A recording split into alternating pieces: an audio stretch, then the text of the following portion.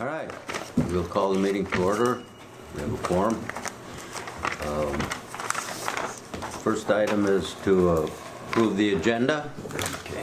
Mr. Chair, if I could, I would like to add an item, and we've got Jim Yunt and Jackie Nagel from the county with us as well, and I will let them elaborate more, but I would like to add Koochiching County Broadband Last Mile Initiative, perhaps right after the Treasurer's report would be. Good. And where would you like that to be on the agenda? Right after the Treasurer's report. Okay. All right. Thank you. Yep.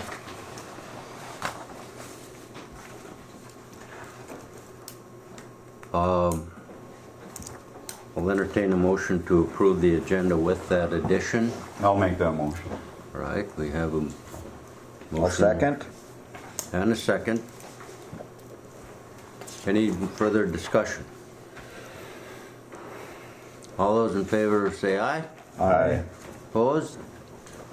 Very good. The minutes from August 23rd are included in your packet. Do you have any additions, corrections, deletions?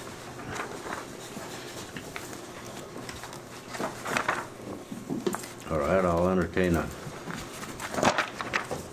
motion to approve the minutes. I'll make that motion. All right. Have a motion I'll second it again. to approve and another second. Yeah, we'll keep her going here. Any further discussion? All those in favor say aye. Aye. The minutes are approved. Next item is the Treasurer's report. Commissioner Murray. Okay. I went over the financials last Thursday. There was a KEDA transfer of $170,000 to JLR. We have unpaid bills in the amount of $22,029.05. Looking over the financial reports, I didn't see anything out of the ordinary for it. Looked like a normal or typical place to be at this time. So I guess I'd ask for the approval of the transfer and the unpaid bills, if appropriate. Okay. We're not going to prison? No. Well, most of us aren't. Most of us. Just Commissioner Pavlik, he's the oldest board member. So. Yeah, just the oldest I'll board move, member. Mr. Chair. All right. A motion by Commissioner Pavlik. You would be the second. Second. Yeah. I second it usually. No, you would You're be. the first. You Oh, would- I make okay. I'll make that. You gotta put your neck out first. Yeah, you gotta put your nickel Yeah. down. All right. Treasurer makes the. I'll make the motion. Yeah, and then the second. Thank you. Yeah. All right. And Well, Mr. Chair, just as a clarification of that, 170 represents Jaguar's annual lease payment to us, so we received it. Oh, good. Yeah. yes. Awesome. All right. Any further discussion? All those in favor say aye. Aye. Opposed? Very good. Continue. Okay, under cold weather testing, there was a $25,000 transfer to KEDA. Also, there was bills. I'll be asking to approve of $3,456.30. And again, looking at the financials, everything looked kosher, as they would say. I would like to make a motion to approve those. Thank you. I'll second it. All right. We have a motion and a second. Any questions? Discussion. All those in favor say aye. Aye. Opposed? And last, I'd like to, Very good. sorry, a little Go quick ahead. there, sorry. Yes. JLR bills to approve of $1,193.40. I would ask, I'll make a motion to approve that. Okay. We have a motion from Second, Mr. Chair. Treasurer Holden, we have a second from Citizen Hanson. Any further discussion, questions? All those in favor say aye. Aye. Opposed? Very good. Thank you.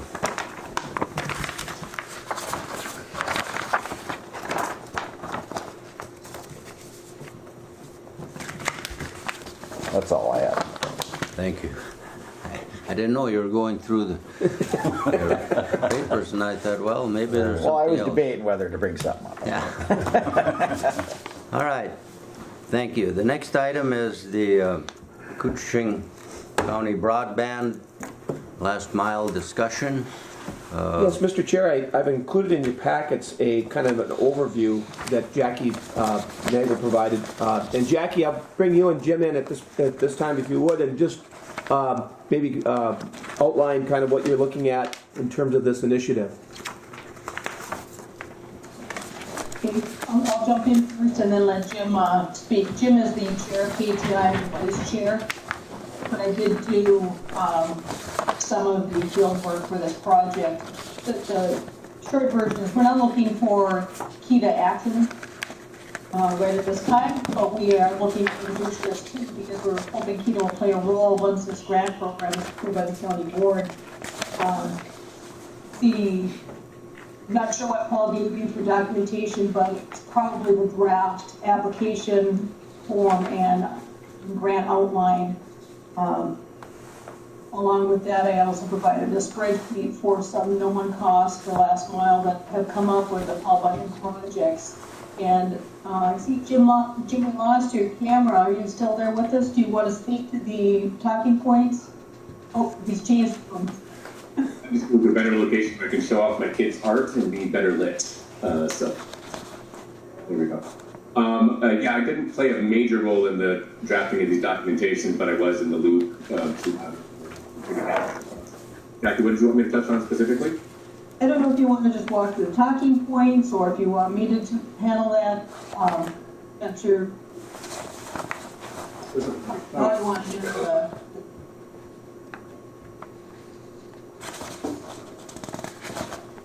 I can tell you, I just installed my first 2 Starlink systems, which are one of the things that we do on that. Joe Rashawn as well, and people are very happy with it. But of course, there will be those that can't afford that because the last mile to their homes.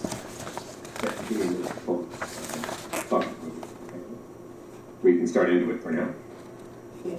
So while Jim's trying to pull up one of the documents I shared with him, the long and short is the county board, different members of the county board, and KPI and Paul all met with ISPs throughout the county back in June, and we discovered there are some need for last mile projects along with the 2 broadband projects that are being performed by Paul Bunyan right now. So what's happening is the ISPs go out, they lay fiber, but we can't get all the way to the person's home with some excessive cost. In comes the ARPA funds, which are good timing for us, we're hoping. And we're hoping to fill some of the gaps of the need to get that last mile done. There's areas like the Van Lynn Road where broadband only goes as far as railroad tracks. And then it's questionable whether or not you can get broadband access. The same thing with up at the Greater Lake East, that would be a major broadband project. So what we're here today to introduce is this last mile grant program that we're proposing to the county board to be funded with ARP funds. We're asking for monies for 4 years in a row, $30,000, but we've identified a $20,000 immediate need right now. The KETA role within this program would be to act as the recipient of the applications, which is why we're bringing it to you guys first. We want to introduce the program to you, give you guys time to mull it over so that when it comes time to bring to the board for approval, to the county board, if they approve with KETA acting, playing a role, we want to make sure that you guys are on board with us before, not after the board's approved it. Jim, do you want to go through some of the financials that we requested in the budget planning for 2022? You want to talk more about the need for last mile?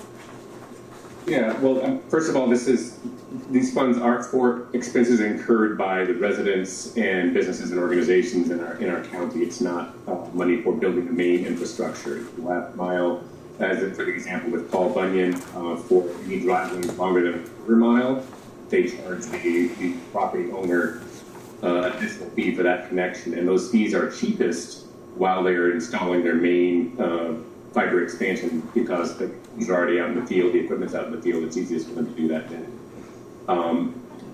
And there's a lot of people that are in that situation, and then there's many people that aren't covered. The Paul Bunyan project is going to address roughly half the people that currently don't have good internet options. Starlink is a good option for everyone else, and that's still a good chunk of our population. And with our situation now, particularly with the pandemic kind of wrapping back up again, and the school has said that they will provide cellular hotspots for those people that have a cellular connection. Timing is right. This is really something we need to get out there. So, we're looking at, in addition to the $20,000 for this year, we're looking at $30,000 a year for this project over the coming 2021 through 2024. And installation fees, it only applies to fees that are more than $250, and it would be a 50-50 match with no qualifications for, we're not going to be checking people's income and need and all straight up. Have it cost up to a total payout of $1,500 per project. And this is only for expenses that occurred after October 1st. So that's the basics of the finances. And of course, the county would have to approve all the individual payments. I assume that would be at her regular county meeting as an agenda item. And I would just add, the KTI's been around for how long, guys? As a group, we've been formed for 4 years? About that? Yeah, and we've done good work, and we look at the progress that's been made countywide with broadband, and we've come a long way. And because we're organized as a group, we've been able to leverage funds and just get the relationships with the ISPs, which has gone a long way. So I applaud all the work that you guys have done, and Jackie, on this specific project, a lot of work went into this. There's a number of people that get frustrated because they see the fiber going by the front of their homes, but because of the cost of, as you say, beyond a quarter mile up the driveways, and there are a number of pockets that Jackie's identified where this situation has occurred. So I think it's a tremendous opportunity to provide broadband where this need is out there, and I think being able to leverage some of those funds, the timing is perfect, and KEDA has been has played a role with KTI as a fiscal agent previously for the grant program. So we have played that role. We've identified a project need, and partnering with the county, I think this is a real good opportunity to continue the good work that KTI has done. Any questions of our presenters?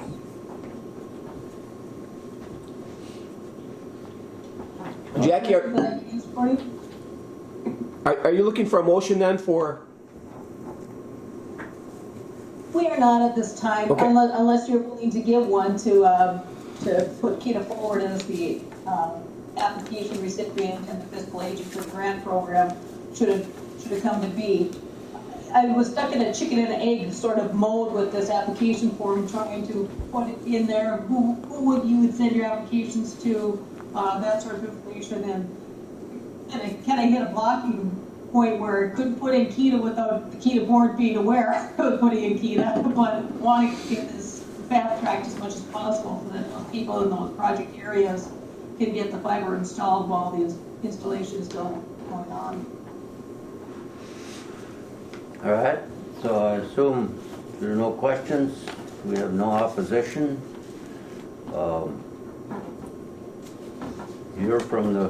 You're on the the group that presents, would you prefer a motion? I would prefer a motion. It's going to be brought back to the county, and as long as this board is comfortable playing that role, I think it makes sense, and then allow the county to proceed with knowing that we would be acting in this role. All right. Do I hear a motion? I'll make the motion. All right. We have a motion from Councilor Holden. Any further discussion? Do we have a second? I'll second that. All right. We have a motion and a second. Any further discussion? I know this has come up, I'm on the America Rescue Committee we're gonna be meeting this week. I can't remember exactly which day, but this is definitely something that we've been discussing, and very glad to see it going. So, and the funding there is funding that looks like they'd qualify for this too, so we definitely be looking at it. All right. Yes. Mr. Chair, thanks, and I've urged all my counties that I deal with, the 4 that I deal with and others, to use these ARPA funds, because it's a one-time thing, maybe a one-time thing, and we're at right now 157,000 households in the state that are unserved, and this will help. So I think it's a good project. All right. Very good. Any other comments, discussion, question? If I could, Mr. Chair, Yes. to Rob's point, I mean, even up in the lake area there, we have a lot of seasonal people who come up here and have a difficult time operating and have to go home early, et cetera. And so this is a step in the right direction to bring more modernized service. Something we've been talking about for quite some time, so I think it's great. Appreciate all the work too, you guys. Okay. It's mostly Jackie, but thank you very much. She's the one that'll have to come to the county board now. You know that group. All right. Any further discussion? All those in favor say aye. Aye. Opposed? Very good. The motion is passed. Thank you very much. Thank you, guys. Thanks for all the work. Thanks. See you later. Bye now. All right, keep up the work. Next item is the SBDC update. Today, Smith. Deed is putting out an application for small businesses, and they can apply, and it depends on the amount of people you have in your business, but I think it starts at 5 or 10,000, I think 10,000, 5,000 if you have one employee, I think, and then 10,000 for the next, but it goes up from there. That you can apply for. It's a lottery type situation again, so they'll be pulling applications. If you've already received funding from the county or different other parts, they are asking for that. So if you received, let's say, county funding from one of the grant programs that we administered before, then you would be put kind of in the second bucket down. So, and then, but if you haven't received any funding, you would be in that first bucket. So I think what it's trying to do is get the people that didn't get any funding from anywhere, that are still having issues due to COVID and have seen, financial difficulties due to COVID, to get some of that funding. Spread it out. To spread it out in their business. But I encourage everybody to apply for it anyway. Because there are it's a lot of opportunity, and it's a good opportunity. So that is it. We are doing the grant that we had talked about last time, and maybe Paul can help me elaborate a little bit more on this. But with Northland, Northland is going to be applying for a grant, and we asked for extra funding, and we will show our in-kind match as the things that we do, like our conference room that we would, have in kind for if we did trainings. But we really talked as a group that we wanted to do more marketing and more trainings for small businesses, not just in the falls, but also in Koochiching County. So doing more outreach programs and trainings and stuff like that. So hopefully we will get additional funding to be able to do some of those programs. If I could, if you recall, we used to get funding for Joanne's office here and position through the UMD CED, Center for Economic Development. They get the same funding stream, but they were more flexible in what we could use some of Joanne's time for. And when it shifted over to the Northland Foundation, they became more restrictive in what we could use it for. For instance, junior achievement in schools.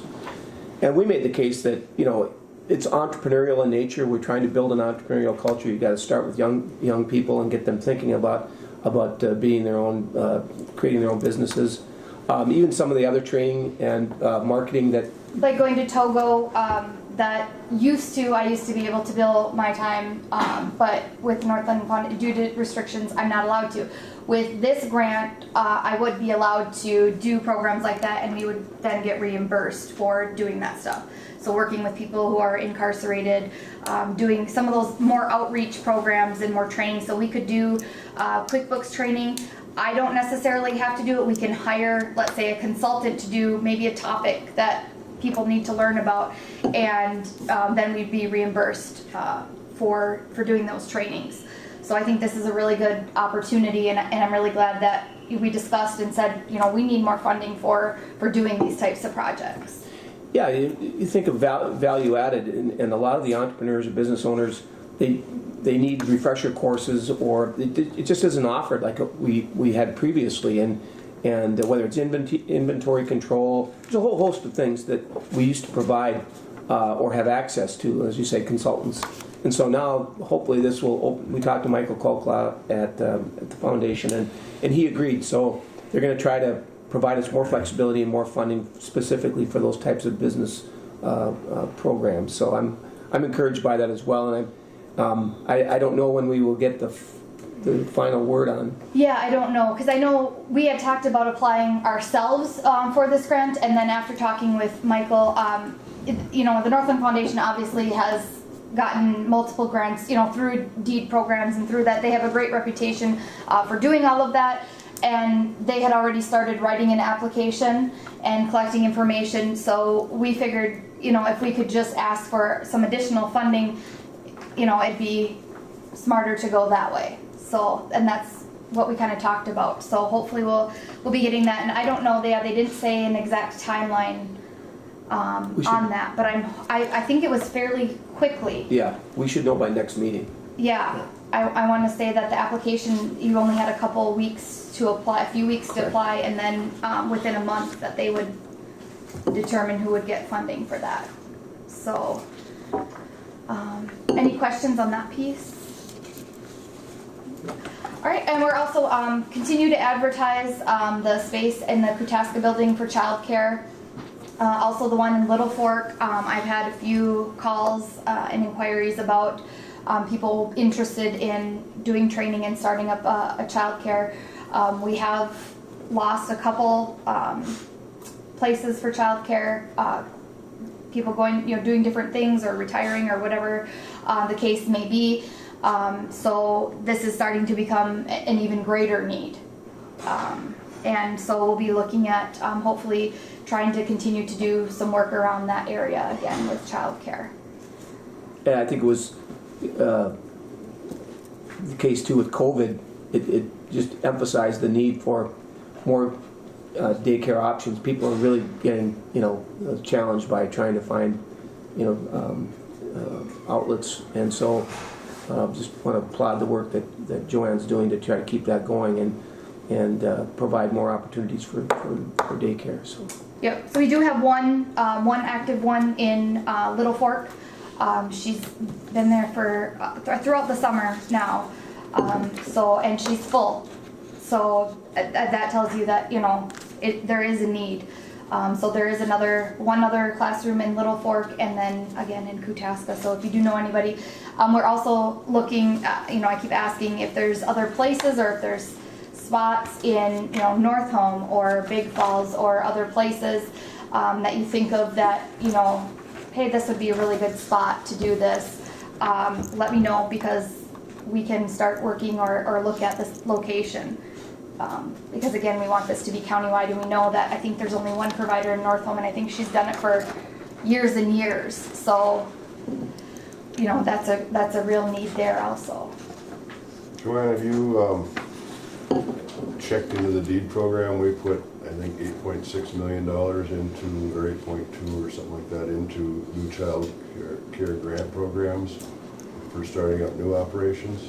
I have not, and I don't know if some of those are run. I've seen some stuff through the Northland Foundation because they do the First Children's and First Children's Finance. They do some of that work as well, but I'll look into that and see if there's something that we could potentially apply for. Because I know we did look at the Faith United Church, and I believe it used to be a daycare setting there, and it's a beautiful spot. They were very welcoming to have, you know, and it would be we could probably put 2 providers in that area, but it needed a sprinkler system, which was way out of our budget. But if there's if there was funding to do something like that, that would be amazing. Yeah, and we just allocated the money. Deed was set up the program. So Okay, so maybe it's not quite out yet. Okay. Might not be. I don't know. Okay, yeah, I haven't seen anything yet, but I'll look into that because that would be really great because it's a great space. The only issue, because it's like half a story high, not even, you know, it's not a full story. It's kind of, but it's not ground level, so that's why it needs the sprinklers. Sure. And they had just changed that rule, I think, in March, so right when COVID kind of came out, and because that would have been a beautiful spot. Sure. So, but those types of projects are, you know, renovating, you know, those types of spaces for use because, I mean, it is being used, but not to its full potential. So. Yes, And I Commissioner. think that's one of the hurdles too, because, you know, it's become more strict on what you have to do daycare, as I've heard from one of the providers who's retired from that now. But I'm just wondering if we should notify all the city councils that, you know, we're looking at this and there is a need, and see if we can get some responses. And if we can, you know, is there a way we can help with things like sprinkler systems and all the requirements that are made now to have a facility like that?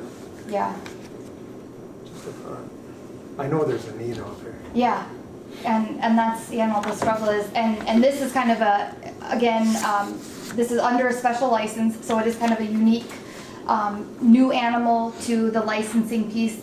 But when I was on the group with for making recommendations to the legislature about childcare, we talked about this special license and doing this kind of pod model, as they call it. We're calling it a community collaborative, but the same type of thing, where it's overseen by Koochiching, and it has different areas that are in commercial buildings, but it's still a family childcare.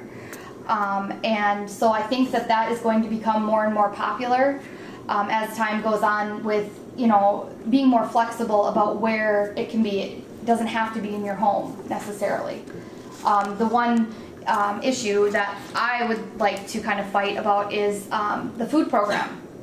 So you're still a family childcare, but because you're in a commercial building, you're not eligible for the food program. So you can't be reimbursed for food if you're in a commercial building, but you can if you're in your home, which doesn't seem fair because you're still classified as a family childcare. So that was one thing that I kind of wanted to, you know, if we could change something. Okay, Representative Eklund. Thanks. And is that Department of Health regulations in, or where does that come? I think so. Can you email me that? Yeah, I think it's a I'll have our staff look into USDA. it. Yeah. Okay. Thank you. Yeah. Any other questions, comments? Childcare is so important for economic development.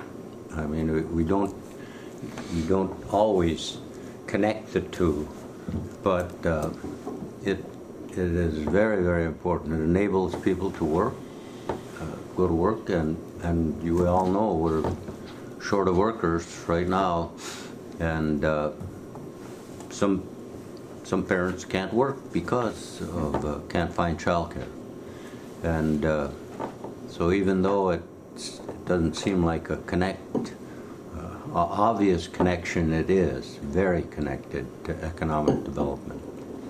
So I'm glad you're involved. I'm glad we're involved. Yeah.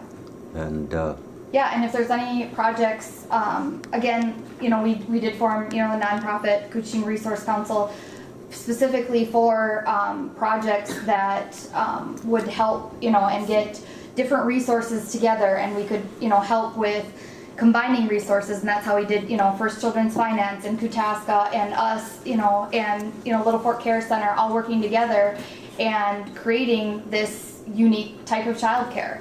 And so anything like that, our group would love to do. So if you have any ideas, please let me know. All right, any other questions for Joanne? Oh, yeah, thank you for all the work on that. Yeah, you're welcome. Yeah, thank you. All right, we'll move on to Director Nevinen's report. Mr. Chair, just a few items I want to share with you.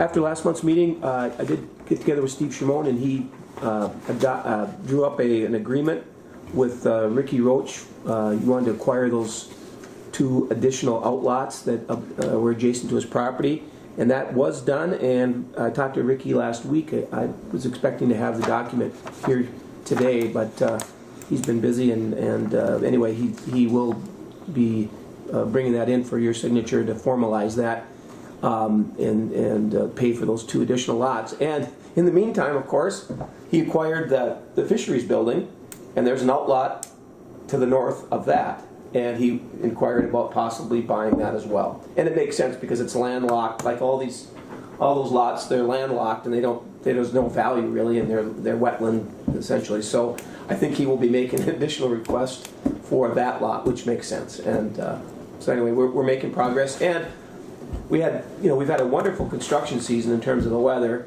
and I was hoping that they would start the curb and gutter last week, and apparently there have been some delays, and now with the weather here. But by the end of the construction season, we should see curb and gutter and asphalt into 22nd Street, so that'll be a big improvement. And hearing good things back from both FedEx and from UPS about their locations there. They're very pleased, and again, thank Ricky Roach for the work he's done in that regard. So, cold weather testing, it's always a little disconcerting. I mean, we know, just given the history, that we're going to be busy, but until people start calling and booking, scheduling time here, and this is the typical time when it happens.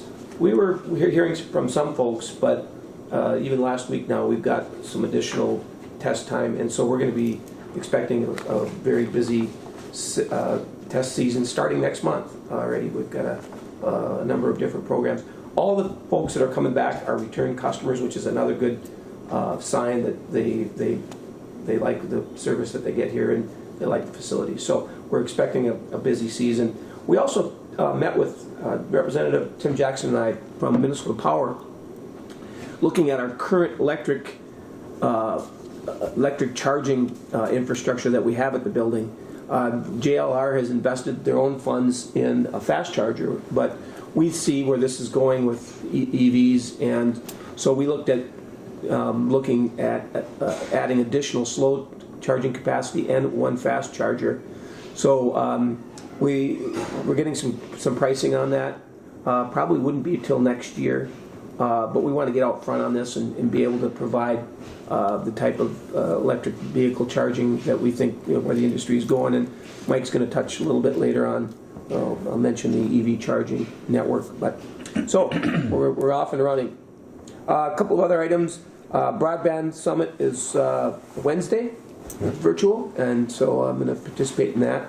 Again, we've made great strides, and Rob, thank you for your leadership on this as well, about bringing broadband into these rural areas and some of the areas that are underserved, including your house. I think you struggled I see there's flags in my yard now, so something's happening. There you go. But it's just huge, and we've talked about this in the past, but broadband is as essential now as water and sewer for a lot of folks. And Wade, you've heard that too from some of the seasonal people. They bought property and then they found out they don't have access. But that's changing on South Jackfish, which is... yeah, they ran a little line there too, but nobody's on it yet. Yeah, not yet, but it's coming. So, you see this equipment in the back here. That's Ademia. That's for fingerprinting and background checks. They sent a representative up here to train all of us on on fingerprinting and the process that you go through for various types of background checks.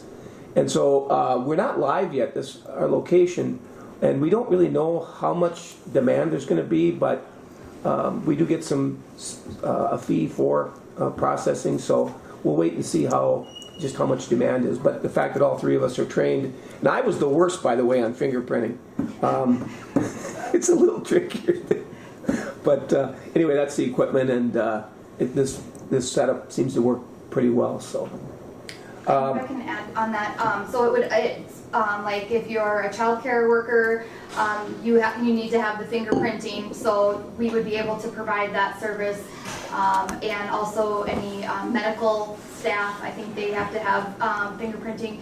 We can also do hazmat stuff for hazmat background, so I know that before people would have to travel to Duluth or wherever, so now we can do that here. So I think that this is going to be a really good addition. Yeah. Yeah, thank you. Also, in education, all the people that are hired in the school district and the college, they all have to go through a background check with fingerprinting. If you're on any kind of a board, like I'm on the medical board, that also has all members of health regulatory boards now have to have a background check with fingerprints, and so it's going to be, it's growing exponentially, the amount of people that need to have it. And so that would be great to have it in our community. Any questions? Just one last thing. I included in your packets this flyer that Commissioner Hanson helped develop about an EV charging network. And Mike, I'll just turn it over to you, but your vision is outlined in this flyer about having a corridor from basically end of Highway 11 all the way to Roseville County and beyond. Well, thank you, Paul, and thank you, Mr. Chair. I only have one eye, so I don't know how accurate this vision is. But I don't know why we can't start working right now to, and as you can see on here, it says Supercharge 11. I don't know why we can't start planning now for electrify Highway 11 from Shea and Island View all the way to Roseville and beyond. Saying it, I know, is a lot easier than getting it done. But I talked the chairman of the Koochiching County Board into start handing these out, and with the help of Kyra, this came about. I know that, and I talked to Roseville Electric Cooperative in Roseville. They're making plans. They're going to buy a fleet, and they'd be 100% behind this. The idea right now would be to build a coalition, and I gave some ideas, and I thought about trying to do some of this myself, but I'm an immigrant in Birchdale, so I'm slow on the go. So it looks like Paul and Commissioner Schoblum are going to try to create a coalition of folks, and I don't think you can start too early to do this. There are some new chargers that are being developed right now that aren't near as spendy as the ones that you can currently get, and they're faster than like the slow ones now. But with Voyageurs National Park, all the resorts, the need is, I think, it's just going to not become apparent. It is apparent now. And then as you move down Highway 11, we go to International Falls. The state of Minnesota and the county both have multiple parks along Highway 11. When you get to Vedette, we've got probably some of the main tourist attractions in the state. And the same is true all the way to War Road and Roseville. And then there's industries. There's industry in Roseville. There's industry in War Road, here in International Falls. I just think that we would be foolish not to try to put our foot in the door right now. The challenge will be, obviously, doing it at the right time and trying to build a coalition. And I know it won't be easy, and it might be a slow process. But I think it'd be great to supercharge Highway 11. We can attract people up here and they'll know. They can come here, they don't have to worry about where they're gonna charge, how they're gonna charge, and they can travel that whole corridor with knowledge that they're gonna be able to get charged. They're gonna be able to drive 50, 60 miles, maybe have lunch, they can charge while they're having lunch, and I'm hoping other people share this vision. I know that Rosa Electric said they would jump right on the bandwagon, but couldn't carry the process itself. So I'm kind of hoping that my meeting with Commissioner Schobel would lead him to kind of help pull the train, because that's what it's going to take, time and someone who put some effort into building a coalition of people to do it. I know the county's got MRCC, you've got northern counties. I just see that this is a possibility, and at this point in time, the only cost would be to the counties and the others, it'd be staff time. But at this point in time, there'd be no big extravagant expenses for it. And I know there's a lot of stumbling going around in both the federal government and state, probably more in the federal government, Rob, that there's going to be funding available. And I just would like to see us start now and build a coalition to do the whole Highway 11. I don't, if you have any questions, I don't have the answers.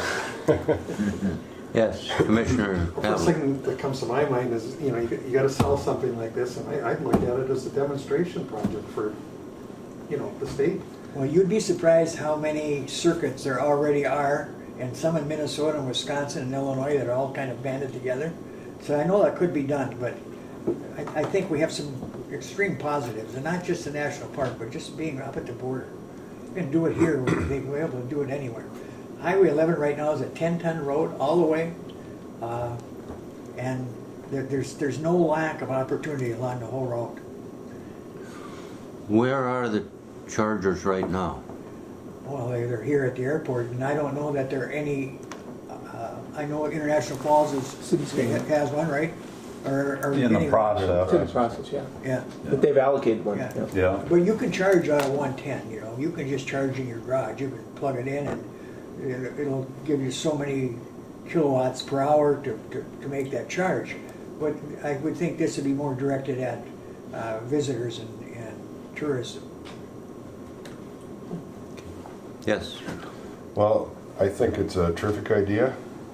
As most of you know, the clean car rules are going into effect, which is going to, the goal is to get 6% of the vehicles on the road to be electric vehicles, and I think that's an easily achievable number.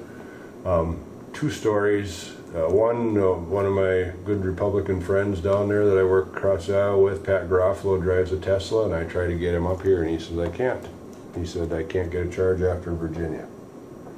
And so when he goes to the North Shore, of course, the North Shore is in my district too, so he can go there and spend money as well, but there's no reason why he couldn't come up here and spend money.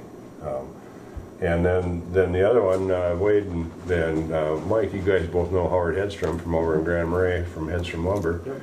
He's got his deposit in for that new Ford. He said I've got a 5-year-old pickup that's got 20,000 miles on it, and he said I can drive an electric truck. I don't know why I couldn't. I don't go anywhere outside of the county with it. He said if I do go outside of the county, I got my other vehicle that I take. So, and he's excited about it. Well, Howard's 75 years old, I suppose. Yeah. And he's excited about getting this electric car. I think it is a thing of the future. Good. And then the last point is, GM has already announced that by 2035 they're going to quit making internal combustion engines. Well, it's not that far away. I've been doing this goofy job for 7 years already. So I mean, 2035 isn't that far away when you really think about it. So I think it's a terrific idea. How far can you go on a charge? It depends on the vehicle. I think the trucks are less because they're heavier. But Speaker Hortman was just up for an ATV ride in Babbitt, and she drove up from her place in her Tesla, and she said she had enough charge to go back. She didn't charge in Duluth. She stayed overnight in Duluth. She didn't charge it there. And then she drove up, she said she still had 2.5 hours, and she figured she was gonna get to Hinckley and have lunch at Toby's and charge her car before she finished going the rest of the way home. Interesting. And then the last thing about those things, I guess they're so fun to drive. I've got a colleague that bought the electric Volvo, and she said, you know, it's perfect. It's a SUV type thing. And she said, I'm the perfect soccer mom looking woman. She says, I get to a stoplight and she says, nobody can beat me from a red light. And Mr. Chair, you know, I thought about expanding the program. Obviously, we'd like to see 71, 72, and 53 all electrified. But I thought, you know, that would get too complicated. So that's why I just picked up Highway 11. But Beltrami County has a gentleman who works for him who is a presenter for electric cars. And Beltrami Electric has some chargers out. I know they have them in Black Duck and so forth. And they said that if you'd like, he'd come up and sit down and talk to you. And he's effervescent when he talks about driving them and how much power they have. And you can put a Tesla against almost any kind of muscle car that came out in the 70s, and the Tesla just blows them away. For power. Yeah.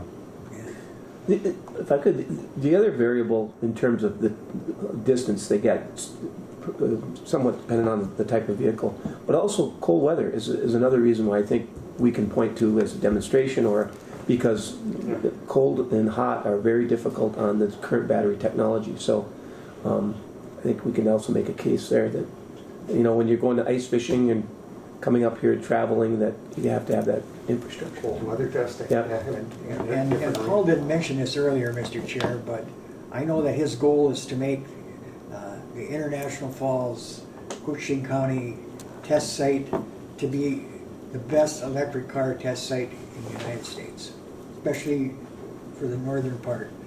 So if we can accomplish that at the same time, we can continue, you know, our cold weather testing, God knows, I don't even know if you can figure out the benefits of it. You know, the amount of money, and I just can see it growing. So, and I think, so that would be a goal, not only for the test site, but for whole Highway 11. So we'll pass this on.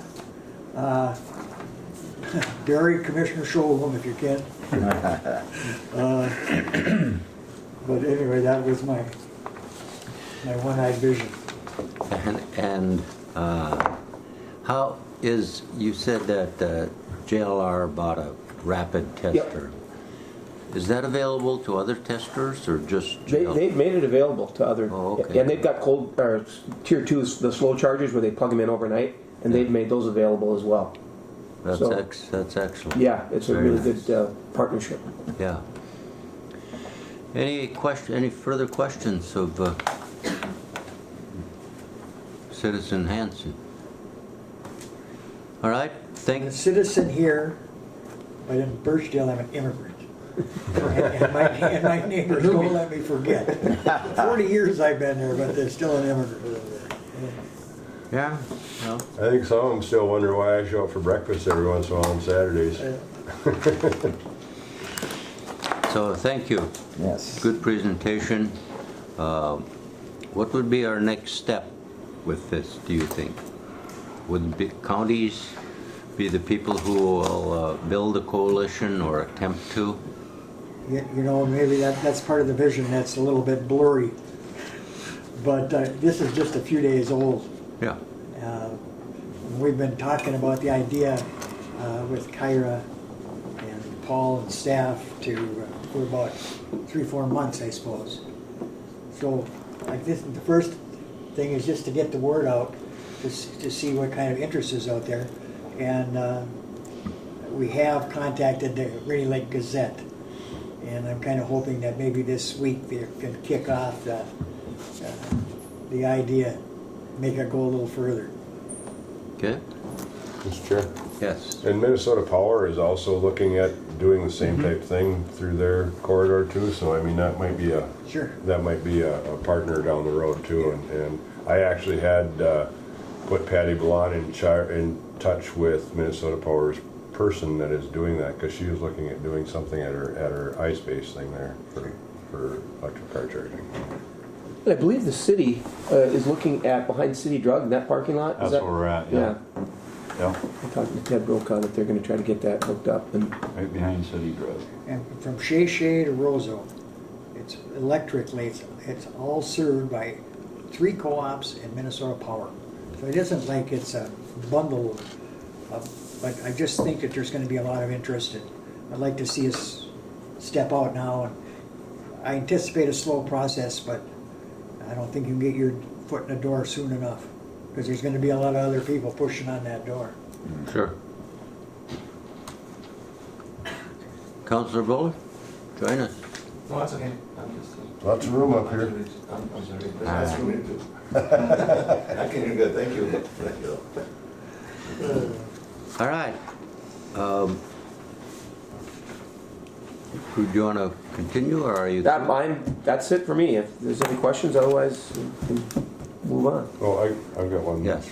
So, Commissioner, you talked about the Mid-Continent moving out further east. I did meet with Mid-Continent last week with their industry people, and they're talking about going further, and I brought up with the Gold Shores Road and the sewer project being done up there, that there's probably going to be more development on that canal, and they so they're definitely interested in that, and they're gonna check into it. So hopefully they'll be able to move it further east, and if that happens, it'd take in the whole resort community then as well. So Terrific.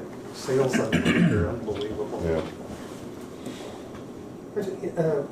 I just have one question. Have we ever made any more contacts with Bell Helicopters? I mean, they used to be here. Yeah, actually, Thor has. Okay. Yeah, and they were looking last year, but couldn't accommodate what they needed. But he's in touch with them. Well, I wonder, I mean, maybe that's something we could look at, what they need, and because they were a terrific customer here for years. Problem is they need a large Space. hangar. Yeah. So, well, anyway, yeah. thank you. Yeah, no, but Thor's got good contact, and there's been some aviation code stuff that he's fostered as well, and Good. yeah. All right. We'll move on to city and county updates. We can start with the city and Councillor Holt. All right, we're starting our budget process now.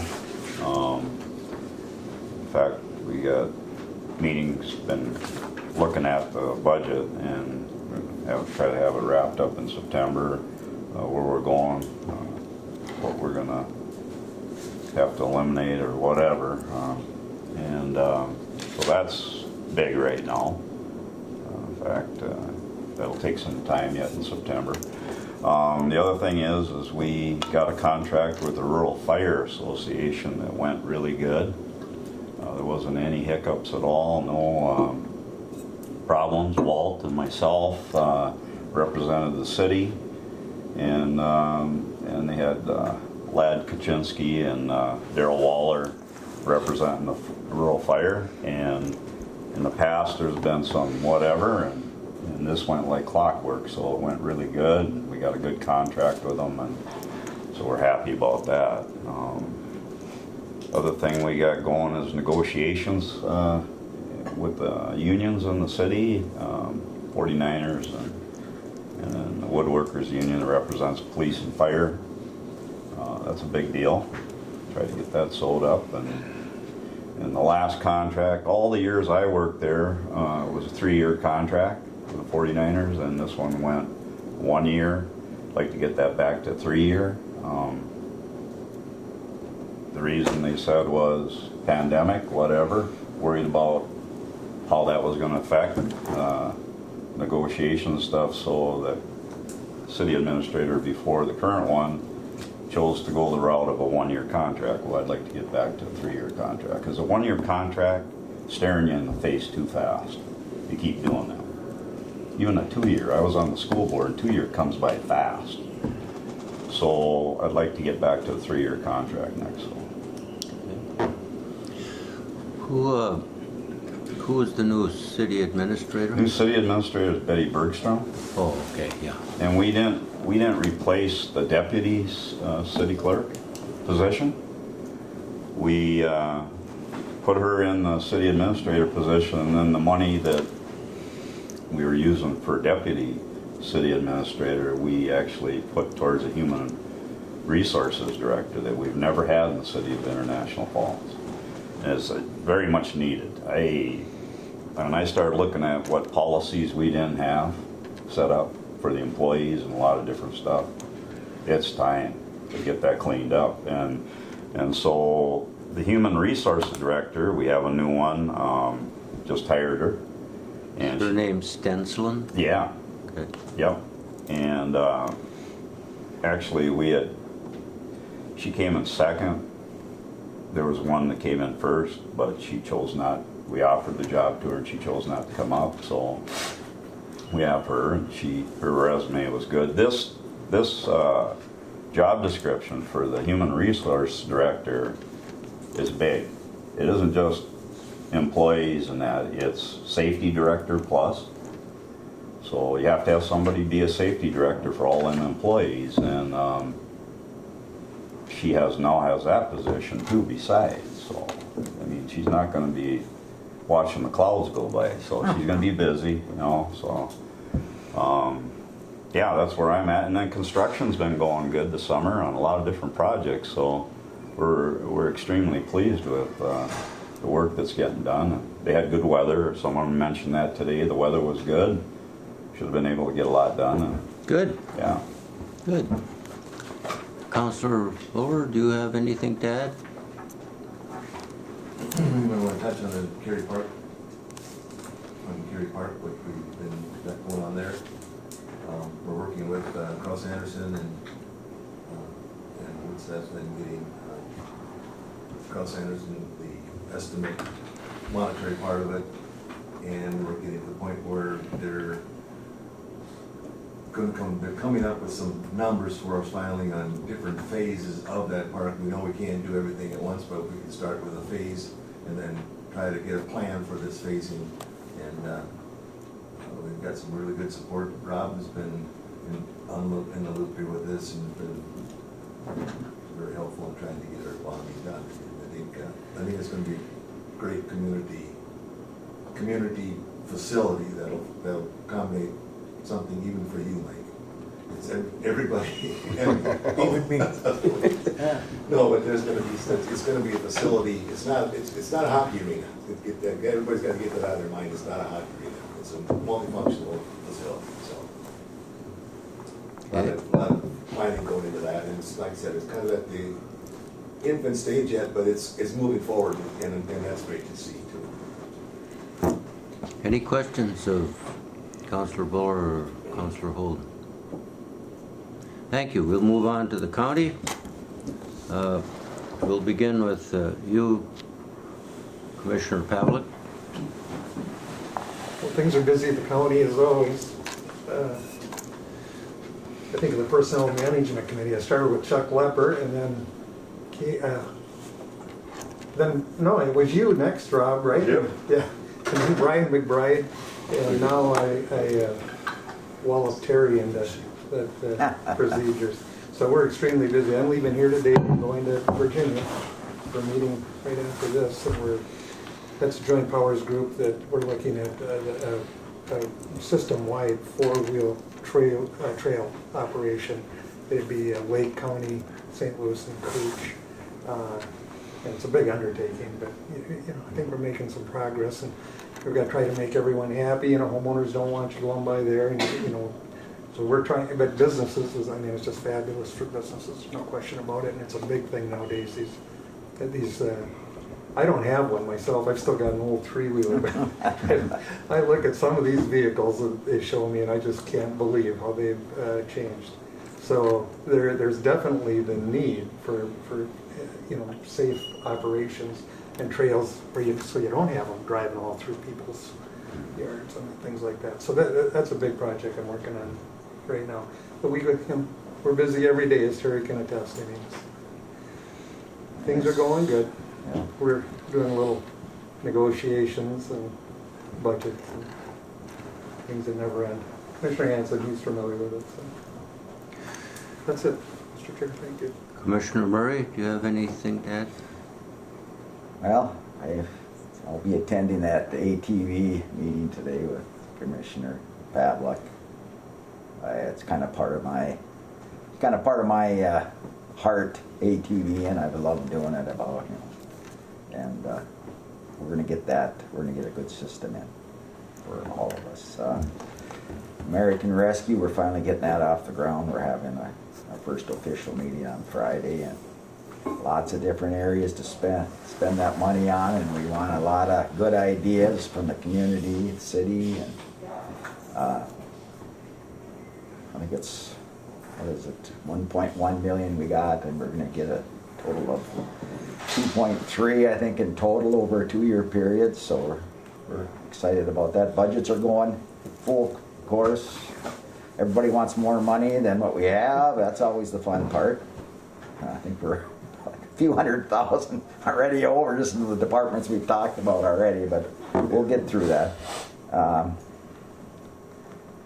And again, we've had meetings on our infrastructure, and that's going to be a big item for us.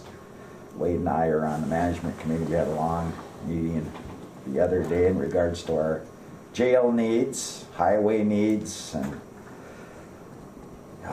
only thing positive is the bonding is so low right now that it's probably the best time to do it. But like Wade said, it's busy time in the county. Okay. Any questions from the hinterlands with the immigrant Hanson? Thank you, Mr. Chair. But I'm going to defer because I know coming up here I have a little bit of a rural presentation, if it would be okay with you, when we start our next meeting. All right. In addition, Joan Nelson is here. Joan is the administrator in Big Falls, and and she is also my alternate on this board. I wanted everybody to meet her if you get the opportunity. She's been there for quite a while now. Adult supervision. Yeah, adult supervision, and and then she can we can give her the opportunity to say hello and kind of give us a little background on what's going on in Big Falls too. Very good. And from the state level, Representative Eklund. Well, you guys all talked about what I'm working on. I think I jotted a few things down. The ATV, Trent Powers group. I was part of recommending that get done because I knew how well the Clean Water Joint Powers Board worked to get projects coordinated amongst the two counties, St. Louis and Koochiching. So I'm glad that you guys at the county board is taking part of that.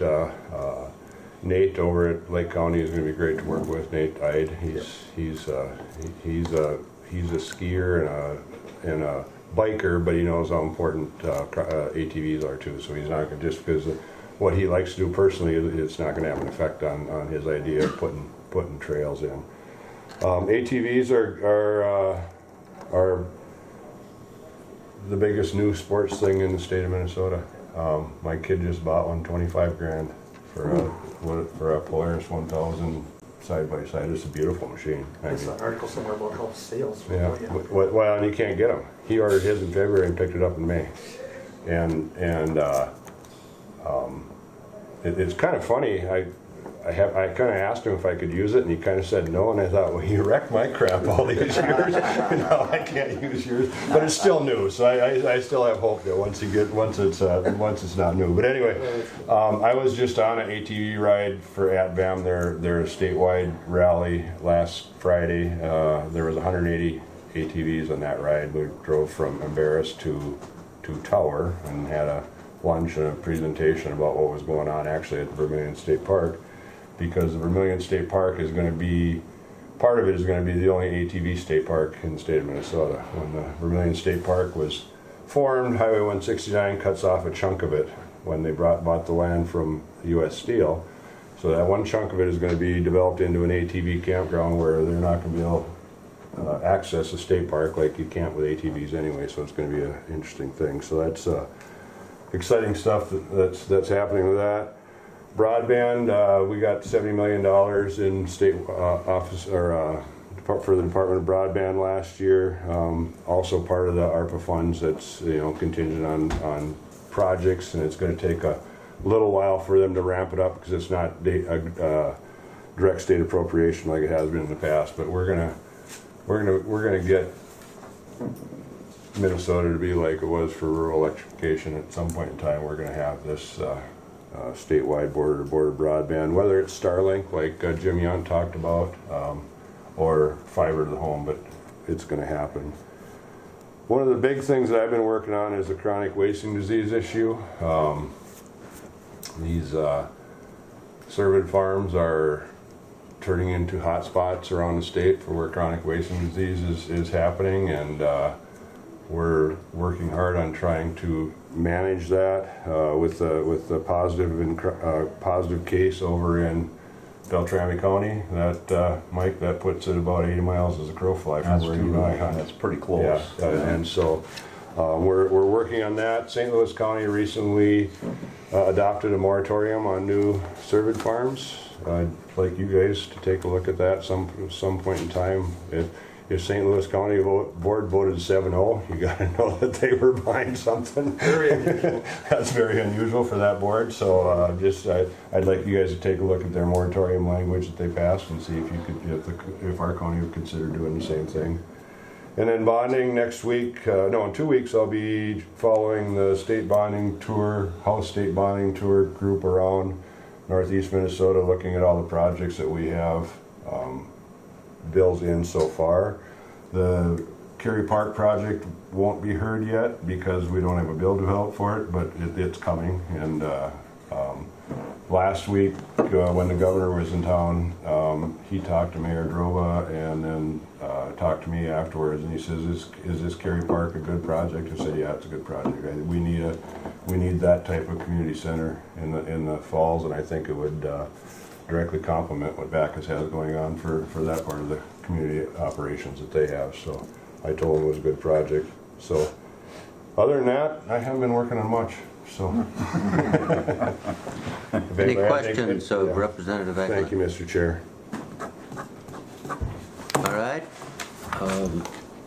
The next item is the public comment period.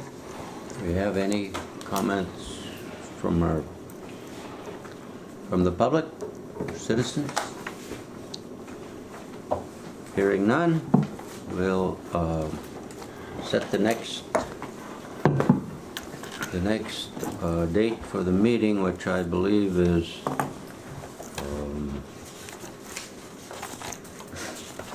would be October 18th, 10 o'clock. Okay.